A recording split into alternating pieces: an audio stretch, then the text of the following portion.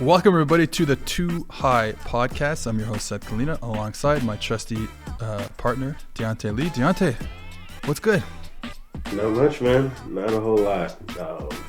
Getting ready for another week of football. Actually, this week of football, I think, was a lot more interesting than the week before. I felt like a lot of the offenses struggled a couple of weeks ago. So there really wasn't as much to write about. Wasn't as much that really interested me or piqued my interest. But college and the NFL, I thought, gave us a good amount of things to talk about.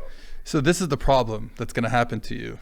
I'm predicting your future right now. Even because you're a defensive guy, you played defense your whole life, you coach defense now. Now you're in the media, which means you need offense. Yeah. And that's a problem for you. It is. There's not as much to write about when guys don't score points and complete passes. Yeah, see, this works for me. I had when I was covering LSU, I had 2019 LSU. It was like the easiest every thing week, to write about every week, and everyone wanted to know what was going on with LSU that year. So it was like, taking candy from a baby. But you're gonna have to figure it out. You might have to, maybe I'll let you be my running back coach at some point in our lives, just so you can get a feel for the offensive side of the ball. Right. All right. On today's episode, we are going college defenses and NFL offenses. We're going to start with college defenses, and we're going to talk about a defense that, honestly, we should have been talking about for a long time on this podcast, and that is the Cincinnati Bearcats defense. So I was there. I went to Notre Dame this past weekend, saw Cincy beat the shit out of them. Yeah. And now I've watched this defense before. I've written articles about it, or one article about it. It's still one of my favorite defenses to watch because it is modern, and it's super aggressive. And they're doing stuff that, well, we're going to talk about this, doing stuff that I think a lot of defenses are starting to understand, especially on first down, of how you call a defense. Mm-hmm. So, kind of to put it in perspective, Cincinnati, the past 2 years have been great. They haven't lost a regular season game. You have Marcus Freeman, who was the defensive coordinator. He's not at Notre Dame. And Luke Fickell, the head coach, putting together this defense based out of a 3-man defensive line, based out of an odd structure, but it's a little different than what I think some teams have started to do from an odd front. And what they like to do is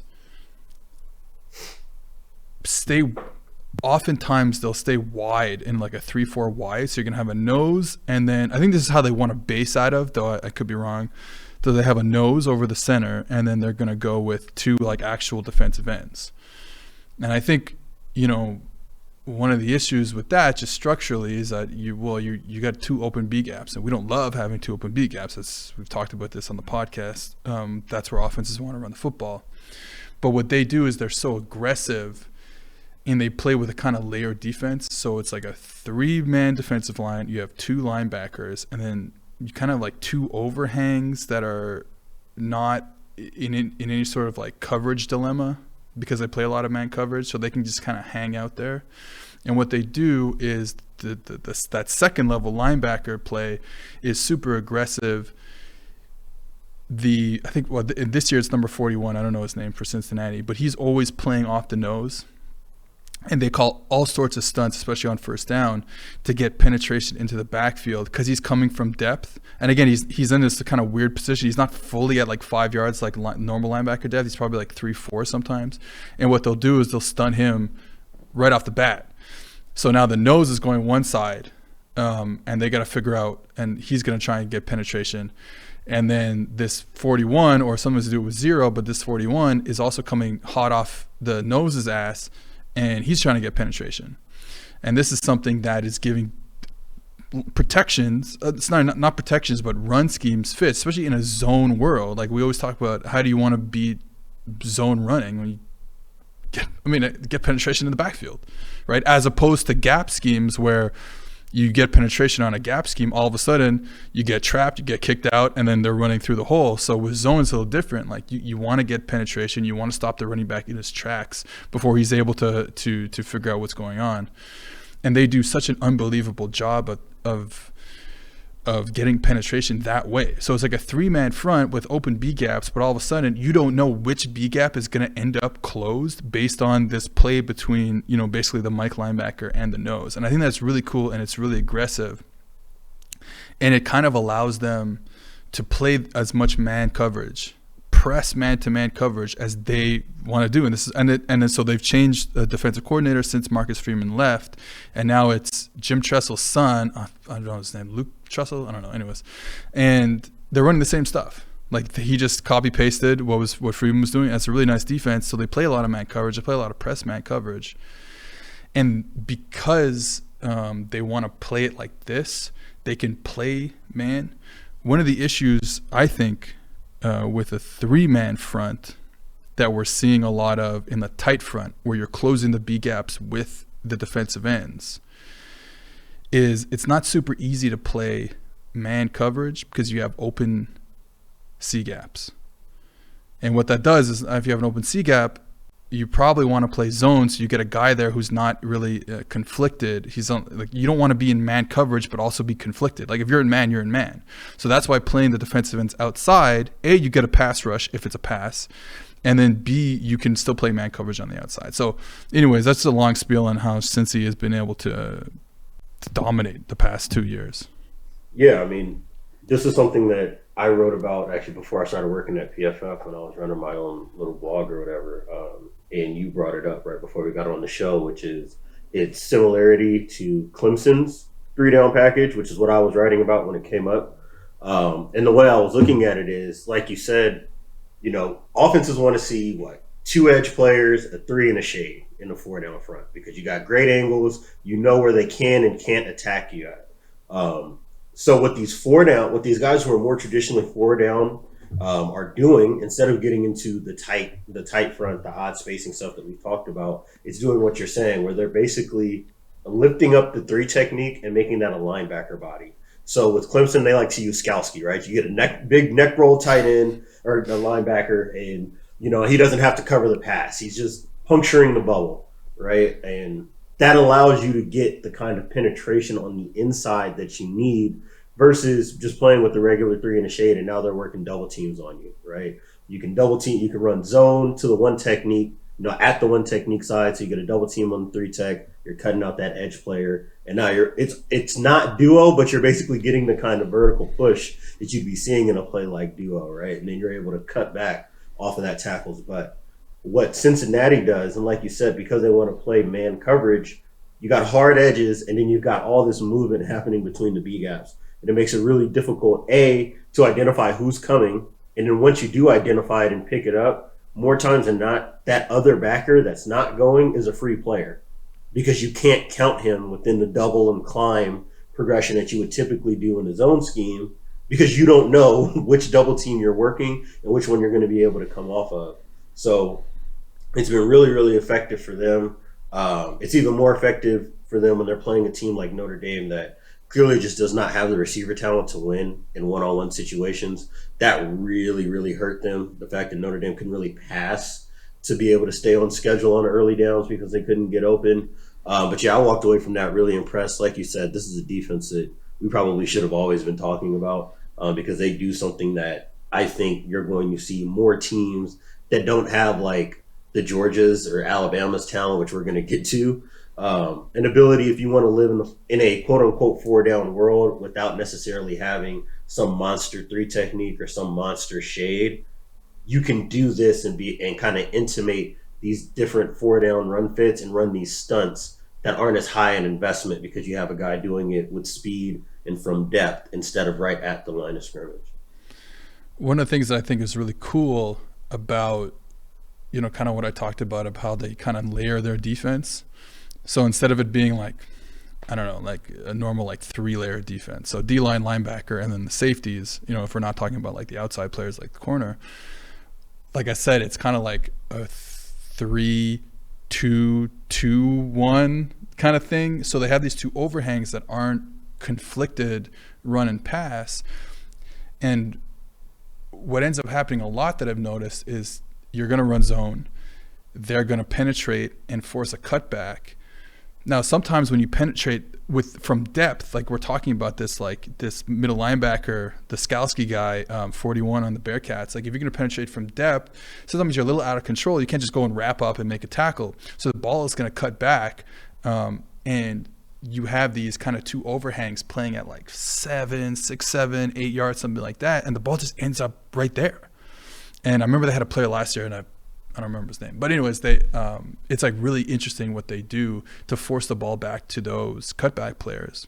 And it kind of reminds me of, it's like a kind of way that teams are running the 3 high safety stuff, where, hey, we within these 5 box players, like 3 linemen and 2 backers, we can be super aggressive flowing to the football, knowing that we have help in like that kind of middle range behind us for the cutback. Like when we talk about 3 high safeties, they're those teams are super aggressive. Whether it's like Iowa State or Arkansas or whatever, those teams are super aggressive with the linebackers because they know they have that middle safety that can just, wait a minute, okay, let me play the cutback. And I think that's something that they're kind of getting into without actually being in a 3 safety defense. Well, I guess they are 3 safeties, but it's like not that structure. Like I was saying, the framing doesn't necessarily fit what you would typically assume of. When we think of 3 high, you think of like the Iowa States and San Diego States, right? But they're playing, Iowa State in particular, San Diego State a little bit less so, they're playing a more, I guess, safe or conservative version of 3 high, right? Where you're more so looking about protecting the pass, right? That's like what Iowa State is thinking about. And that makes sense. Arkansas is probably the best example of that. Yeah, Arkansas as well, which makes sense given the context of like the conference they play in and the opponents they see. But when you're a team like Cincinnati, and you're not going to be able to recruit a 220-pound guy at linebacker who can go headbutt a guard and also be able to go carry a vertical. Yeah, exactly. Yeah.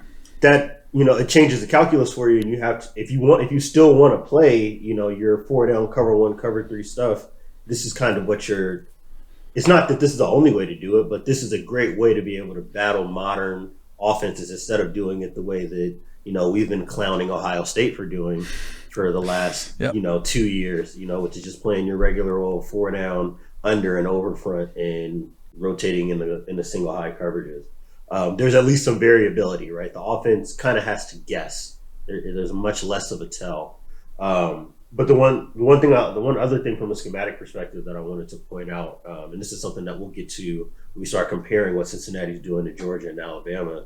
And you kind of, it was kind of a Freudian slip, but you kind of pointed at what it is that makes what they do so effective, which is crossing the center's face or coming off the center's butt. So when we talk about like attacking protections, blitzes to attack protections, because so many teams half slide, meaning 3 offensive linemen are going one direction, the 2 that are not sliding or the 1 that's not sliding is taking the most dangerous guy on the backside, and then maybe the back is working off of that. So zone, to me, when you start talking about how offensive pass protection blocking schemes tie into run schemes, zone and half slide exist in maybe not the exact same world, but a similar enough world that from a defensive perspective, you want to attack those 2 the same way. And the way you want to attack it is where they're sliding or where they're zoning to, you want to cross the center's face coming back, right? So now the center's in a bind of, do I turn back with that player that's crossing my face and open up this A gap, or do I trust the fact that there's going to be somebody there to pick up this guy crossing my face as the next most dangerous rusher?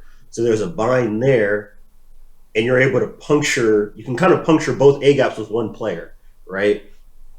And now what that's going to do is create this kind of pick and twisting action where that linebacker or whoever's on the backside can now play safe, right? Or the player that's on the front side can play safe, knowing that the ball is going to have to cut back. Or if it doesn't cut back, it's got to get crammed in that front side A gap, which is not where offenses really want to hit zone.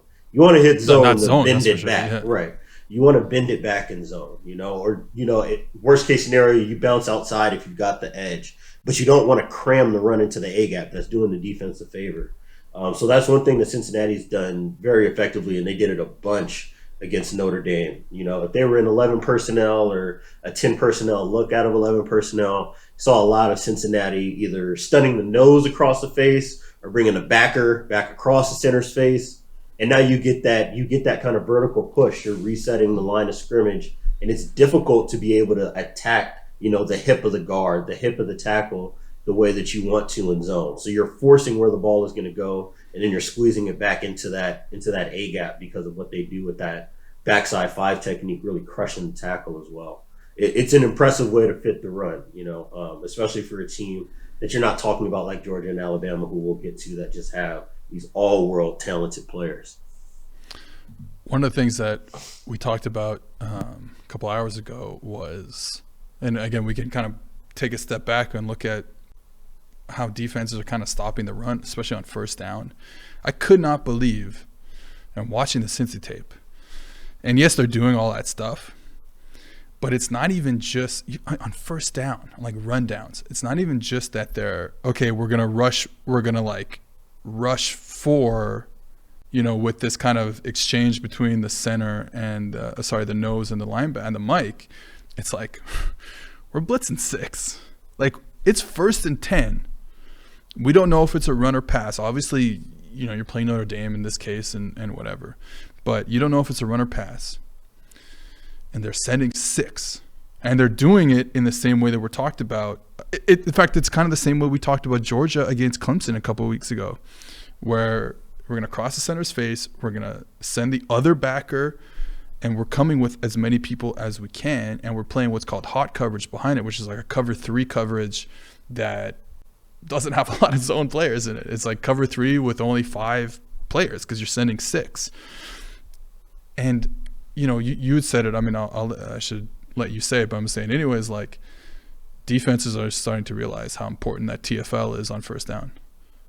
Well, yeah, I mean, it's taking the philosophies that we now understand to be the most effective on the offensive end and applying it to defense. If we know, if the data has borne out over this many years that passing the ball on first down is the most efficient way to stay on schedule, and you want to flip that and think about it defensively, what's the best way to get an offense off schedule? Forcing a negative play, right? Or at the very least, keeping the ball right at the line of scrimmage. So for Cincinnati, in particular, in playing hot coverage, and this is something I was explaining, because they're a cover 1 team, the dangers in that is that your free safety can't really be involved in the run fit, right? Because he's got to be responsible for protecting from the seams out to the sideline. So that's why, the old school cover 1, cover 3 stuff, you'll see guys 14, 15, 16 yards deep. But if you're playing hot coverage, where the mentality is we're blitzing 6, and the ball, if it's a pass, the ball's got to come out right now. Well, then what are you protecting the post for? If you're blitzing 6 and he gets to throw the post, then you probably shouldn't be running hot coverage anymore because you're not getting home, right? So now you can liberate that safety to play almost like a cover 0 or a quarter safety, where he gets to play flat-footed. And if something does go wrong in the run fit, he can now enter as an alley player, right? As you would see like against the option, where this guy's fitting in either direction. So that's number 1.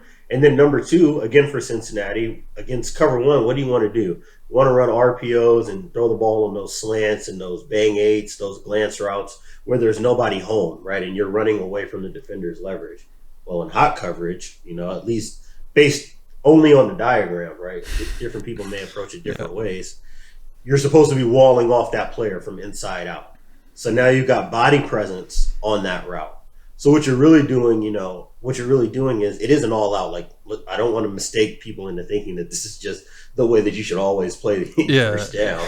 It's a high level of investment. But the idea is, if what are the 2 most dangerous things that teams like to do on first down, and that's to run zone with an RPO, and you're trying to attack, that area that the zone defender would be vacating in that hook curl area with a glance or a slant route or whatever. Well, the best way to do that, if you want to attack the zone phase of the play, you want to blitz it, right? You want to attack it, get a guy in the backfield.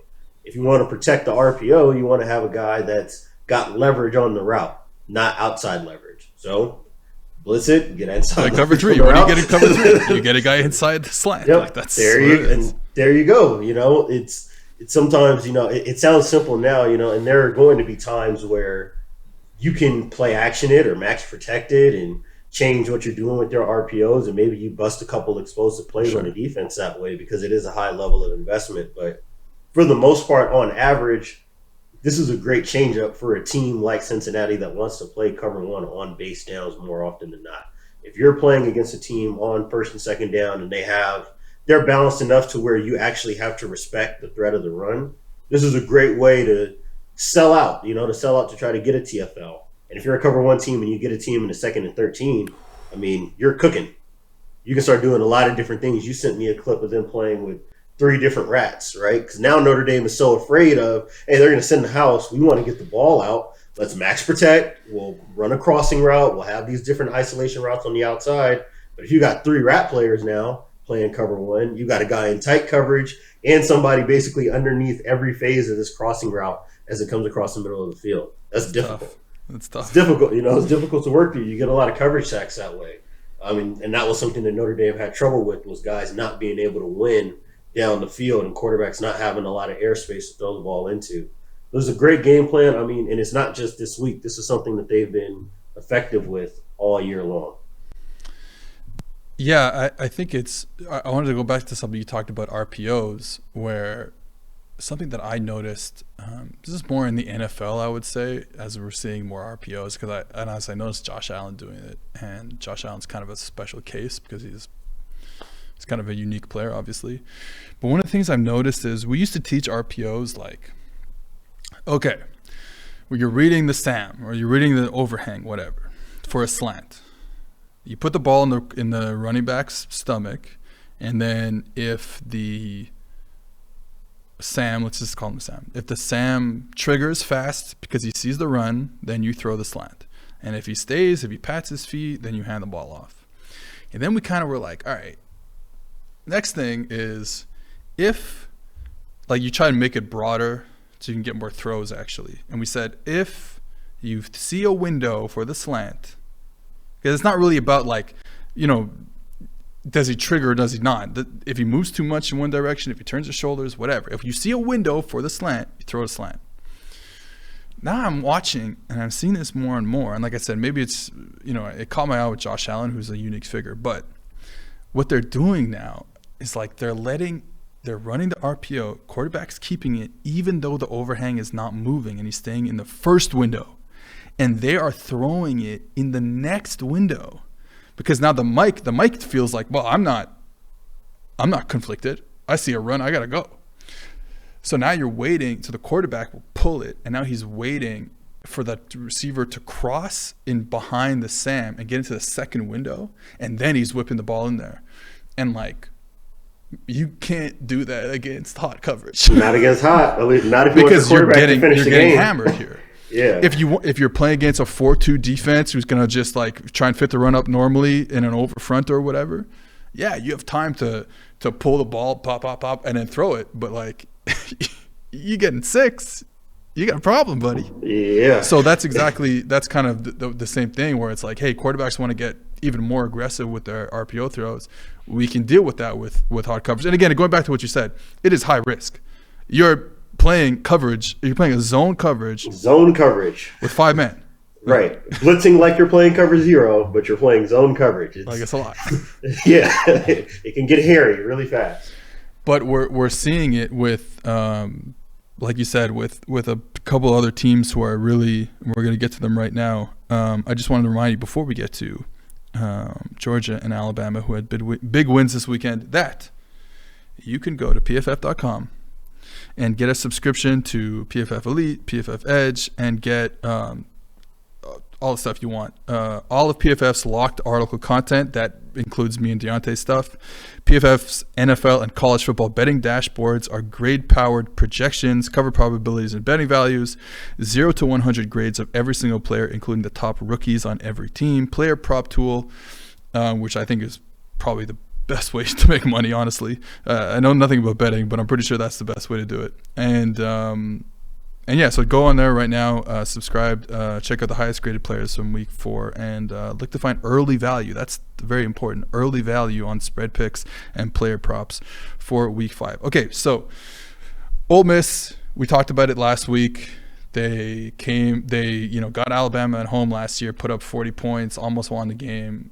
They go to Tuscaloosa on Saturday and got hammered. And my issue, okay, well, I'll just let me preface this by saying sometimes, and we're going to talk about the same thing with Georgia in a second, sometimes you go play Alabama and you go play Georgia and they win all the one-on-ones. And that's it. Like, no, doesn't really matter what you do schematically. It's like they want all the one-on-ones. And that's just the game that you play. They get all the best players, and that's what's going to happen. But I will say with the Ole Miss offense, which I think I still really, really like, is what I said last week was they kind of have two offenses. You know, against Louisville, they show this super spread, 2x2, everyone's wide, running vertical option routes. And then from that, RPO slants, like we just talked about. And then they've kind of said, okay, well, we have this other offense where we can get condensed with pretty much the same, 11 personnel. Their 11 personnel this year is basically 10 personnel because 83 is a tight end, but he's really a receiver. He's like hybrid, whatever. So you can get super condensed, like the Rams, at least the Goff Rams, and then you can run all these crossing patterns across the field. I don't think, and it played out like this way. I'm not trying to like say I told you so to Lane Kiffin, but like I don't think you can just spread it out, run these RPOs, run these vertical option routes. Like it's Alabama, they have better players than you. But I thought early in the game, before it got out of hand, because this game was over at like 20 minutes into the game, but before it got out of hand, they had some plays where they got guys open on crossing routes from these condensed formations. And I just felt like they went away from that a little too early. And it's just one of those things where, yeah, you want to go away from it. You want to run spread all you want. You better win one-on-ones. And that doesn't necessarily mean receiver DB. It means offensive line versus defensive line too. And they just couldn't do it. So it's too bad. But it's almost like this was always going to happen. I mean, yeah, it was hopeless from the beginning. I mean, last year, the truth of the matter really now that we have this second game in the last 2 years to look at, the big difference is just that Alabama is so much better up front that they can really live in playing one-on-one coverage, even against an explosive, wide, spread-out offense like this. And like you said, I mean, what Ole Miss set out to do, especially in the passing game, is exactly what you would like to do against a defense like this, which is if they're going to get in a single high, they're going to bring all these guys in close, try to rub guys off, or run these quick screens where we've got leverage on guys, or run these crossing routes where we're running away from our man defenders. But you got to win. And when we get to the NFL, same thing will come up in a couple of the NFL games that we're covering as well. You've got to be able to win. And there are some things that are beyond analysis, and that's one of them. I want to analyze. I want to analyze this, but you can't. You can't. I mean, I don't have a call that is going to beat the fact that you can't get open against the guy who's in front of you. There's really not much of a call, at least nothing outside of what Lane Kiffin tried to do on Saturday. And then, like you said, the flow of the game got out of hand so quickly. Then it's that much worse for you because then Alabama can get into too high coverages, and you're really screwed because now they got a coverage advantage and they're playing tight coverage. So that's what they ran into. It's a buzzsaw. Is what it is. I don't think any less of what Matt Corral has been this year. I don't think any less of what Lane Kiffin's done offensively this year. I mean, it's pretty clear. I mean, the defense was never what the statistics would have led some people to think that it was. And this is obviously like, if you have a fake defense, this is the worst offense to deal with because you will get exposed. But yeah, I mean, I still think that what Ole Miss is doing is very sound. And I think that they're probably going to catch at least one pretty good team off balance and be able to beat them and get a big upset this year. I expect this year to finish well for them if they stay healthy. Yeah, me too. Which, this is just not the opponent, guys. It wasn't going to happen this year.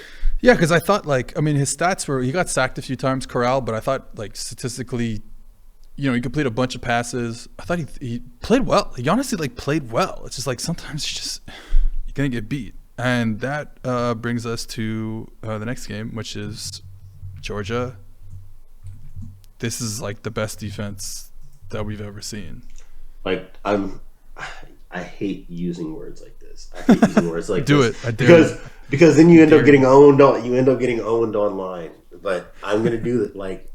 When we talk about, I think we talked about different iterations of mastering or perfecting the spread defense across different eras. And there was an era where the 4-2-5 split safety quarters TCU stuff was the answer, right? There have been eras where when offenses didn't really know what to do with the spread, we're playing 4 down and playing cover 3 and cover 1 was the answer, and max fitting and winning your one-on-one matchups. But to see what Georgia can do with fitting the run out of 2 high safety shells if they can play with the coverage advantage and still get stops and TFLs in the run game, I don't know what you're supposed to do. Like, there was nothing wrong with Arkansas's running game from a schematic perspective, but they're able to live in two worlds in terms of stopping the run. So they can do what Cincinnati does, which is, the only difference with them is that they'll actually stay in 4 down because they have good enough outside linebackers to be able to sit on the edge, and they can live in one-on-one coverage if they need to. And they've got safeties that can play high and stop the pass and still roll down to be able to fit as an alley fitter. But they do the same thing that Cincinnati does, which is when they want a TFL, they're going to use a guy like Nakobe Dean, and he's crossing the face of the center. And then they're running all these different D-line games, so there's no space to bounce the ball into, so now you're cramming it in the A-gap, and now their second backer or safety's coming out of the roof to help them fit the run. Then they can get into what a team like Cincinnati can't do against a good opponent, and that's just play like odd spacing. Close both B-gaps, they'll stretch you out from side to side, you've got no space to run, the ball rolls off the table, so it bounces outside of the B-gaps, and now they've got guys who are rallying late and can make tackles. That's really, if a defense can do both things to you, it's really, really, really difficult to manufacture space in the run game. I think Arkansas tried to do what you should do against stuff like that, which is option them a couple times, use a quarterback run game to try to create extra gaps. But again, they've got the guys that can win the one-on-ones. Like if you run quarterback lead, QB follow, or speed option, and guys are just getting left in the quarterback's lap as they're trying to run these concepts, there's nothing left to do. And just like the last game we were talking about with Ole Miss, even though it wasn't as explosive offensively, because Georgia was basically the second it became a 2-score margin, it was pretty clear that game was over. There was no way that Arkansas was going to be able to make up space. So midway through the first quarter, it was already basically out of reach, and that offense is not built to be able to create explosive offense if the run game's not going. But yeah, like, when you start talking about like mastering or perfecting spread defense, that is exactly what Georgia's doing. And it's not that it doesn't matter who's playing quarterback for them, but as it stands right now, with the way that Florida looks right now, I don't know if they're going to even be tested prior to the SEC championship game, at least defensively. They may not always dominate on O, but our friend Richard Johnson put up that tweet about what the combined drive results were between Vanderbilt and Arkansas. And it's like punt, punt, punt, punt, punt, interception, punt, punt, punt, punt, punt, turnover on downs, end of a half, end of game. That's all that you're getting. It's so hard to even move the ball, let alone get explosive plays. Okay, before we get off the college football slate of this past weekend, I just want to remind you guys that Home Field Apparel is a sponsor for the Too High podcast. Home Field Apparel is a premium collegiate clothing brand out of Indianapolis, Indiana. Incredibly comfortable, officially licensed apparel with vintage college designs. Home Field is in the middle of Big New Saturday Season 2, where they launch a new school collection every Saturday at noon Eastern for 16 straight weeks. They just released Georgia, North Carolina, Florida, and your USC Trojans. So go to homefieldapparel.com. Use promo code PFF for 15% off your first purchase. That's homefieldapparel.com. And use promo code PFF for 15% off your first purchase. You got a USC shirt, I believe. I did, and it is, I believe, a day away from getting to me, and I can't wait until it is, man. Like, we beat Colorado. I think that it's okay for me to. These are the state of affairs where I'm celebrating beating Colorado. Colorado, look okay. Hey, not a good football team right now. 2021 Pac-12 South champs. That's all I'm looking for right now. All right, let's get on to the NFL. We have 3 offenses that we want to talk about. And we'll start with you. You wrote about the Dallas Cowboys offense for PFF.com. What did you see when you're watching this offense, especially against Carolina this past weekend? It really boils down to just playing the hits. Like, they do what they take the simplest answer, which makes a lot of sense given their talent. That's the main takeaway, not just this week, but over the course of the season. When I was looking at some of the data before I went into the film, the first thing I noticed was that teams really just don't play man against them. And why would you? There's no way. Teams don't have 2 number 1 corners to deal with two number one receiver types in Amari Cooper and CeeDee Lamb. And then one thing I think that really makes them trouble if you're trying to play man against them is the fact that Michael Gallup can live outside, which means that now you can really mismatch pick. And what CeeDee Lamb is able to do in the slot makes it really difficult to play man. So not only are they not seeing man, they see a ton of quarters. And it's not like the quarters we talk about at the college level, right? Where at least with the elite college teams where they're trying to bracket guys and playing super tight to routes. If you're playing quarters in the NFL, it's because you have to respect the threats that exist along the seams and on the sidelines, right? So you're getting softer zone coverages. So really what they're looking to do when they're passing the ball is just take like the free access routes. You're going to take the hitches, and take the quick outs. If it's soft cover 3, you're taking your speed outs. It's all like route conversions. Like if you look at their passing concepts, it's nothing that's going to blow you away. It's a lot of like Y cross and four verts with route conversions and spacing and all the stuff we talk about. A ton of spacing, which is something it's funny. The marriage between Kellen Moore and Mike McCarthy, I think, actually meshes better than I would have assumed. I thought there'd be a lot more tension between the two from a play calling perspective. But now that I think that they're healthy, and I think we get to see a more fleshed out version of what Kellen Moore wants to do, there's still a pretty decent amount of carryover between what it was last year and this year. I wonder if, and I wish I had the numbers, I don't have the numbers in front of me, about their personnel usage when Gallup is healthy. Because I think that they can run two separate offenses now. And I don't know if something that they're like, hey, wait a minute, we can put these two tight ends on the field. We really like these two tight ends. They're good players. Dalton Schultz and, I don't know, I'm going to make this up, Gavin Escobar, whatever. But like, whatever. Doesn't matter. Two tight ends. That's a deep pull right there. I don't even think the other guy's name is Dalton Schultz. It's Schultz and Jarwin. Schultz and Jarwin, of course, yeah. There we go. So Schultz and Gavin Escobar, they're what they're really good at. So well, you can explain it because you were telling me about it, is how deadly they can be when they have those two on the field, especially in the run game.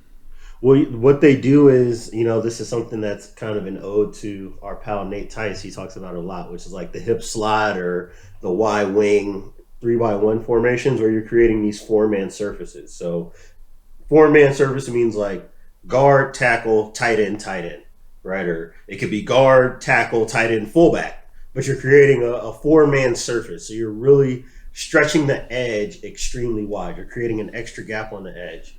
And if you're a single back team, that's very valuable if you want to run outside zone. Because now you're going to push that edge way out wide. You're basically isolating that linebacker in the box. If he fits fast, the ball hits the edge. If he plays slow, the ball cuts back, right? So it creates that conflict. And then from there, the second piece of it is what I think they're great at now that they're healthy and they have these two tight ends that can do so much, which is running duo. And you pointed it out, and you can see it in the film. I was listening to our friend Nate Tice and Robert Mays on the Athletic Show, and they pointed it out. It was just how physical they are when they run duo. They will absolutely mash you up front. It's so downhill. They're so good at it. I haven't seen them look this good really since like the DeMarco Murray era. Cowboys basically are like the earliest stages of Ezekiel Elliott's career in Dallas with Jason Garrett.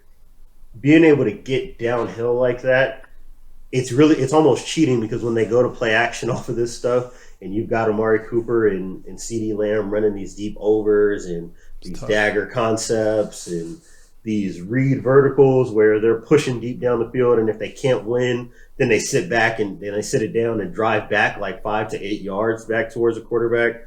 It's really difficult when you're vacating that whole second level of defense to be able to cover these guys one-on-one. So that's really what sticks out to me the most, is when they're in their spread, quote-unquote, stuff, they're able to take the free access they're getting because teams can't man them up, and then they can get into these heavier personnel packages and really run downhill and generate one-on-ones off of play action.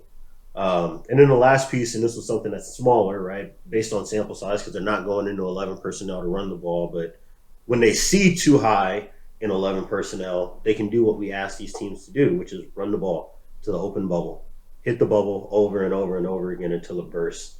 And that allows them, that's something that they really weren't able to do without their offensive line last year, something that they haven't really been able to do because they've been so hurt the last few years up front. But now that they've got all these guys healthy and they're back working downhill the way that they can, I mean, it's a Super Bowl level offense. I think that this defense is better right now than it actually is or will be over the course of the season. But even if it's just league average, what this offense can do to attack teams, very easily, is going to be hard to stop them week in, week out. And I think when they want to, we talk about this a lot, is how much we have trouble with, depending on your quarterback, being in these open formations that Dallas loves to be in when they go 11 personnel.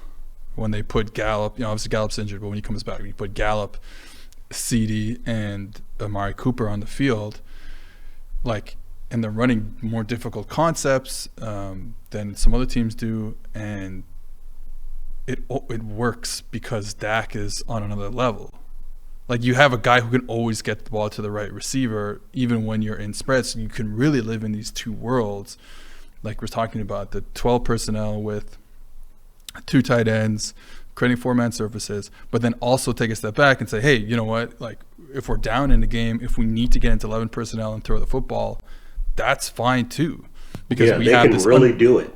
You have a top 5 quarterback in the league that can lubricate this for you down the field, and I think that's when everybody's healthy, they've got 2 number 1 receivers and a perfect number 2 receiver.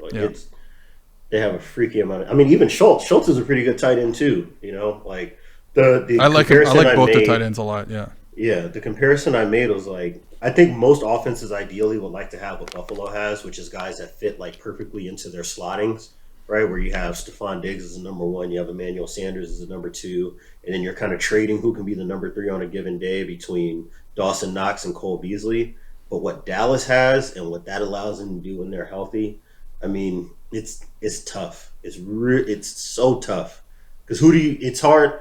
If you're a man team, you can't really pick out the matchups. And like I said, if you're a zone team, you can't play tight zone coverage against these guys. The one thing I am interested to see, though, if they continue to run the ball the way that they've been running the ball, whether they're in 11 or 12, then this is a moot point. But if there are struggles with running the football and you are able to play tighter coverage, I do want to see how comfortable Kellen Moore and Mike McCarthy are with pushing the ball further down the field. They haven't really connected on as many downfield throws as I think that they've tried to this year. So that's going to be interesting to me is if teams start loading up the box, right, and they start asking you to connect on these deep passes. They haven't had much luck with it. If it regresses back to the mean, I think right now they've converted 6 out of 13 or 4 out of 13 of go balls, right? These one-on-one go balls. If that regresses back to closer to the mean over the course of the year, and they're able to hit that at closer to that 40+% rate that you may see around the league, then we're talking unguardable. Right now, I want to see what the adjustment is to them being able to run the ball, and if they're really able to take the top off the defense when teams do load the box. And it's going to be an MVP year. At least he's going to be right into consideration with Kyler and Lamar and Patrick Mahomes. I think one of the issues that I have with them is because now this might change because of all the 12 personnel that they've kind of stumbled into because of the injury to Gallup. But one of the issues is, and again, it's something we talked about a lot, is hey, when you're going to be an open team, when you're going to be 11 personnel open team in the gun, especially in the gun, what does your play action game look like? Because the issue is you're going to end up being a drop back passing team. You're not. It's a lot tougher if you're going to be in the gun, spread out, and get your post dig and get your deep crossing out with another route that takes the top off the defense. You're in this spread, which is why you see shallow cross, which is why you see all these spacing, to get these, you can build an offense horizontally around this type of situation, this 11P spread out situation, but it's a lot tougher to make it vertical. Now, if you're talking about, hey, maybe we're this half, Jekyll and Hyde 11P, 12P team, now all of a sudden you're under center for 12P, bang, play action, and you're taking the top off the defense. that just opens up so much more, because I don't think it's something that, I don't know. Well, the Dallas with the playmakers they have can probably live in being an 11P and getting the ball down the field, like you said, on those go routes when it starts to regress to league average. But it's still not something that you necessarily want to be in, I guess. Though then again, I don't know. I'm second guessing what I'm saying right now because Dak is so good. You know what I mean? So I'm like, well, yeah, you don't love to do it. If I was playing quarterback for Dallas, I'd need to be in 12 personnel and run play action. But Dak is like a top 5 quarterback, so maybe this is just what it is. That's kind of, I think that's kind of what it is too, because I agreed with you and you said, like, man, I wish that they kind of just made the game a little bit easier for him. But I guess if you've got a top 1% quarterback who can do what Aaron Rodgers did in Mike McCarthy's offense, then you just run that offense. If the guy's smart enough to be able to progress through this whole thing, and you've got receivers that are talented enough to know when to convert routes and when to sit, they're able to identify all these coverage shells, like, then yeah, this is, I guess, sometimes you do have to run the doctorate level passing offense. At least if you got the guys to do it, then I guess it makes sense to.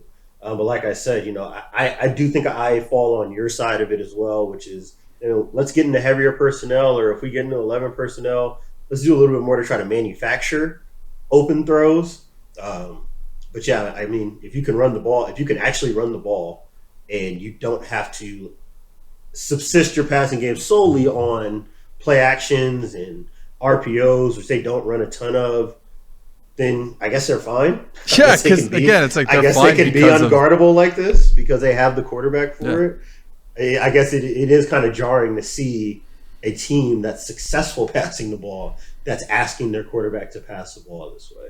Well, because it's just not a lot of quarterbacks in the world who can do that, who can just consistently make the right reads, throw the ball underneath, and be okay with it. We always talk about this issue with football, and when we talk about the battle between offense and defense, is always like defenses say, hey, we don't trust you to take a 5-yard pass and take a 5-yard pass and take a 5-yard pass. You're gonna get greedy. We're gonna get an incompletion. We're gonna get an interception. We're gonna put you behind the downs. But with Dak right now, the way he's playing, it's like you're not getting that. And obviously the receiver having the elite receiving talent helps too. But you're just not. They can do that in their horizontal passing game. The Too High podcast is sponsored by Western and Southern Financial Group. While you focus on your roster moves, Western and Southern helps you advance your money moves. Buying your first home, planning to start a family, wondering how to make your money grow, Western and Southern's playbook of life insurance, investment, and retirement solutions helps you rest assured on game day. Team up to identify your needs and address your goals with a game plan built just for you. Get started at westernsouthern.com/PFF. Okay, let's move on to the big Sunday night game. Tom Brady coming back to New England. Yes, the Tampa Bay Buccaneers get the win as the Patriots miss a last-minute field goal. But we both felt that, the whole world felt that the Patriots did a really good job, schematically, let's say, against Tampa Bay Buccaneers and Tom Brady. So what did you see when you watched that offense against Bill Belichick's defense? Something similar to the effect of what we were talking about with Notre Dame and Cincinnati, which is that the answers to beating cover one are easy. The answer is you beat the guy who's guarding you, right? You run the concepts that allow guys to run away from the leverage of their man defender, but then your wide receiver has got to win. And going into the game, if you want a receiving core that can do that, you've got this 6'5" freak in Mike Evans. You've got a guy like Chris Godwin in the slot.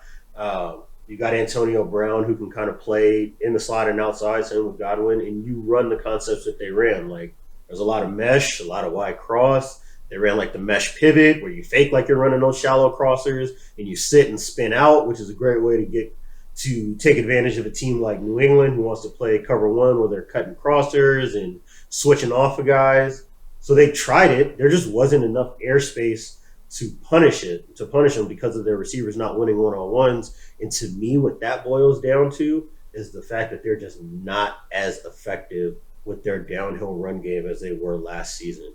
That, I think, is going to be a legitimate problem for this offense going forward. And I don't know how you fix it because they brought everybody back. Their offensive line was good last year. I don't think that it's necessarily a problem this year. But for whatever reason, teams don't have to honor it. They're not running the ball as often as they did last season. They're not doing as much downhill play action stuff, I think, because their run game is not as effective and they're not doing as much of it. And I think that what Bill Belichick did was bank on something that I thought would have been smart, something we talked about when we were doing the Saturday Night Football prep, which is you play this like a passing offense first, regardless of what personnel grouping they're in. Because they're still like 65% pass out of 12. So if they're always looking to pass the ball first, then play tight coverage, make them run the ball. And one thing that New England is good at with playing, all their cover one stuff is they get into the bear. They get into these 5 down or 3 down fronts where they got these linebackers walked up over the guards, and they're just going to eat up all this interior space and force you to beat them in one-on-one tackle situations. So New England happens to be the best one-on-one defense, I think, in the NFL, and they happen to win the one-on-ones this week. Yeah, it was one of those things where the Bucs won some one-on-ones, thinking about a back shoulder play to Antonio Brown, thinking about some other plays down the field. But for the most part, the Patriots did a really good job. And even the Bucs, it's not even and like you said, the game plan was fine. And they ran a ton of screens, and Leonard Fournette got a whole bunch of screen passes that they took for first downs, which is what you want to do versus man coverage. But a point that I'm going to steal from you right now, going back to the run game, is that what you told me before we started recording was the issue is like they're going to play man coverage. So teams are going to say, you're throwing the football, and we think we can play man coverage, because not every team can do that, but the Patriots certainly feel like they can play man coverage against anybody. Once you start running the football, you can't just play man coverage because your body types is not great on the field if they're going to start duoing you to death. So if you want to stay in one high, you end up playing cover 3. Now, against cover 3, you have issues on the outside. Antonio Brown on those stop routes is unguardable, basically, which he even caught against man coverage last night. So that, to me, is like, again, going back to that same point with the run game. The run game is going to force teams to play a lot more cover 3, because if teams can get away playing all this man coverage, and especially they were playing it, playing man from too high, spinning a safety down, right. A weak safety or whatever it was, so you're even lighter in the box in a pre-snap look. So if teams are going to be doing that all the time, gotta run the football. You got to be able to. You have to. Especially, to me, like, you're not supposed to be able to play cover 1 against a duo team. Oh, 100%. Because if the ball bounces out, if that linebacker fits that gap and the ball bounces outside, the corner is not looking for the running back and run support, or the weak safety, whoever it is that's on the edge. You should be able to run duo against a cover 1 team and live with that. So the fact that they weren't, like, that was the one thing that kind of set off the alarm bells, I think that, it's too early to say that there are real concerns, because I think they're just going to walk away with this division. And Come on, man. Like, they're still going to win. I think they're still going to be a 12 to 14 win team, I think, by the end of the year. But in terms of prepping for the playoffs, another team that can play tight coverage, right? If they run into a team like the Rams, who can also eat up interior gaps and play tight coverage with their defensive backs, that would be something I'd be really interested to see how they adjust. We kind of saw a little bit of it when they played a couple of weeks ago. They were able to move the ball pretty well in the passing game, but it was the same issue. Like, if you can't continually beat teams over the head with the run game the way that they did last year to set up all the stuff that they were able to do last year with their downfield passes, especially off play action, I do have some questions about what this is going to look like from a sustainability standpoint, especially with the defense, I think, taking a pretty clear step back in terms of how good it is or how ungood it is at covering the pass. Yeah, obviously the cornerback issues, having to start Richard Sherman on having to start our coworker Richard Sherman on like, he'd been there for like 3 days. Well, like 3 days notice. Yeah. And it's funny, I just talk about this. It was tough because he's trying to play like that press bail technique on 3, hasn't played football in so long. So they were getting him on these like in-breaking routes, and it's like, that's tough, man. Like, it's that's tough. Just, he's not. The reason why he'll be fine, I think. Right. But like, the reason why teams weren't able to take advantage of him when he when he was in his prime was because he was athletic enough to be able to squeeze that space. That's what I'm saying. In spite of the fact that he started off running backwards. Like, those margins are thin. Those margins are really thin. Man. And I think just in general with them, I mean, not having Murphy Bunting really does tie this defense together.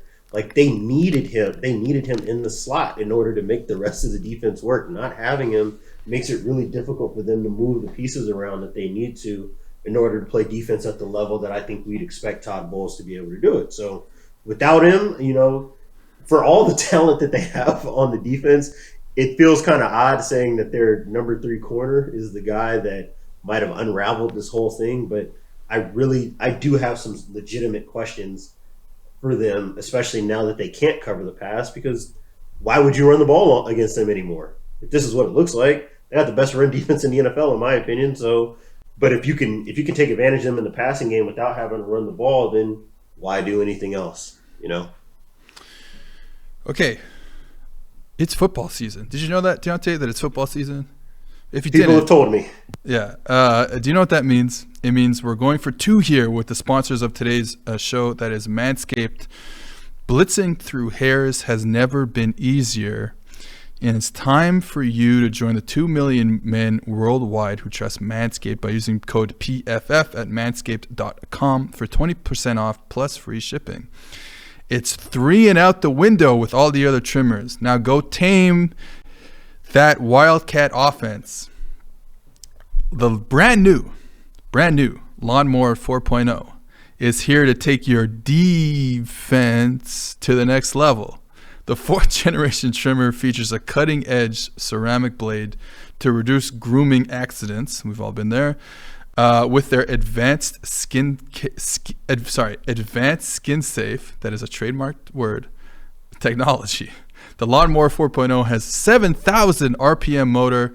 A new multifunction on-off switch can engage a travel lock and gives you the ability to turn on the 4,000K LED spotlight on or off when you need a more precise shave. I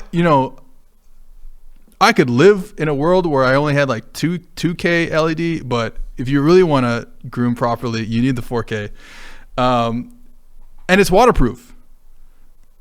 So you got everything you need. Rain, snow, or sleet, there's no match for the waterproof power of the 4.0, the Lawnmower 4.0. There's no more 15-yard penalty. Sorry, there's no 15-yard penalty for this clipping.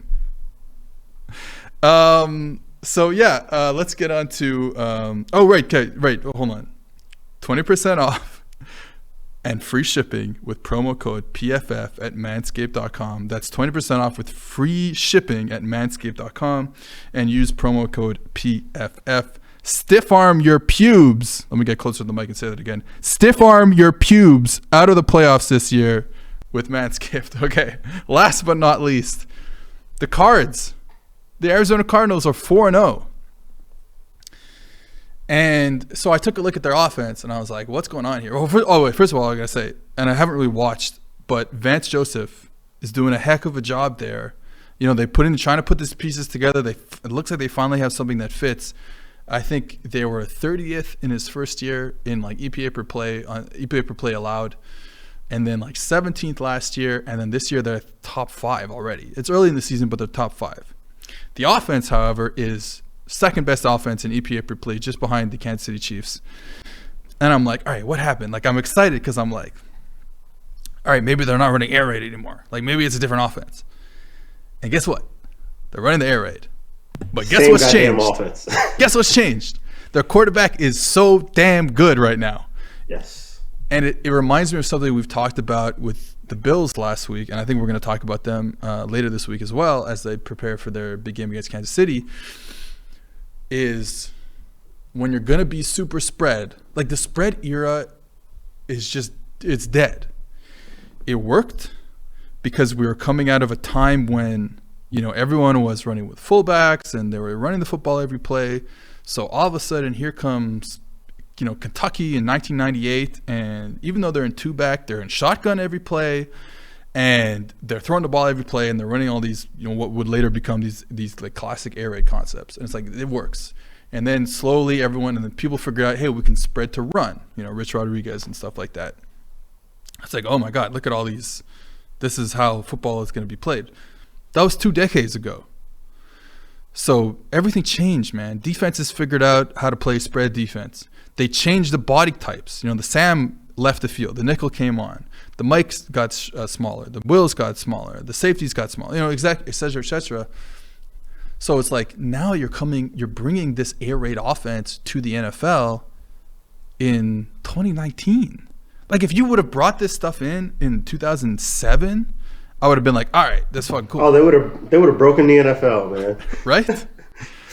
But now it's like you have these kids, and it's not like, the kids who have just grown up playing defense against spread, who understand how to trigger against a bubble. You know what I mean? Like we get this already. So like what happened last year with the Bills, where they said, hey, you know what? Like this offense is not working for Josh Allen. The offense we ran in like 2018, 2019, it's just like not working for Josh Allen. Why don't we just let's trade for Stephon Diggs first. That's like kind of a big deal. But let's trade for Stephon Diggs, and then we're going to say, hey, you know what? Let's spread out as much as possible. So the Bills run a ton of 10 personnel, a ton of 11 personnel. They're rarely putting in like multiple tight ends. They're rarely running the football, first of all. They're throwing the ball all over the field in first down. And it's like, yeah, we're not super into this because the more spread you are, the more horizontal you have to be in terms of your pass concept, like we just talked about with the Cowboys. But if you go and you have Josh Allen, who can sit around the pocket, who can make plays with his legs, who can throw the ball downfield on a moment's notice, like, hey, maybe this is actually an offense that works for him. It's not going to work for everybody. But it's not going to work for Jared Goff. We've seen it. It's not going to work for Baker Mayfield. We've seen it. It's not going to work for Ryan Tannehill. We've seen it. But it can work for a player who's very unique like Josh Allen. Well, who's another very unique player? It's Kyler Murray. And he is just have in common the ability to extend plays and still throw the ball down the field. And one of the things that I, you talk about extending plays, one of the things that they've been really good at this year that you want to believe that they were good at the past 2 years is like when he broke contain, when he scrambled, they couldn't actually create any plays. And that was the same thing with Josh Allen in his first 2 years. All of a sudden, Josh Allen obviously became a better player, and he's breaking contain and he's throwing completions. And the same thing, or he's running, and the same thing is happening with Kyler Murray. They're running a lot of the same type of offense. They're going in spread. They're 10 personnel, more than anyone else in the league by far. They're no huddle. They don't shift. DeAndre Hopkins plays left wide receiver the whole game. Like they're doing this, it's the air raid offense. It's just that Kyler Murray is on a whole nother level. And one of the things, another parallel that I really liked with him and Josh Allen, and again, you can go read this. I wrote this article, so by the time you listen to this, you can go on PFF.com and read the article.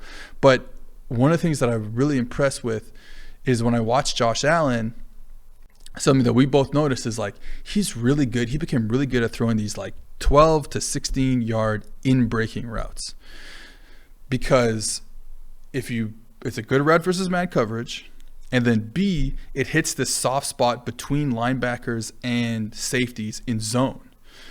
So he's been really good at that, and it's like a linchpin for their offense. Kyler, being that he is Russell Wilson height, has issues with that, just as Russell Wilson does.